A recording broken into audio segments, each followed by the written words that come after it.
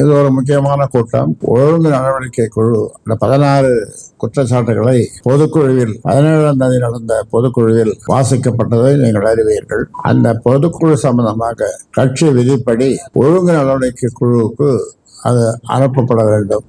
23 தானே, 23 கட்சி விதிப்படி அனுப்பப்பட வேண்டும். அப்படி அவர்களுக்கு அனுப்பியில் அவர்கள் இன்று கூடி அந்த ஒவ்வொரு தீர்மானங்களையும் தீர்மானங்கள் என்று சொல்வதை விட குற்றச்சாட்டுகளை எல்லாம் அவர்கள் விரிவாக இங்கே விவாதித்தார்கள். அதனுடைய அவர்கள் விவாதித்த பிறகு அதனுடைய அறிக்கையை இங்கே எனக்கு கொடுத்தார்கள். பாட்டாளி மக்கள் கட்சியால் நீக்கப்பட்டவர் அவர். அதெல்லாம் வந்து அதை ஒன்றும் ஒரு பொருட்டாக நாங்கள் எடுத்துக்கிறது இல்லை, எடுத்துக்கவும் வேண்டாம்.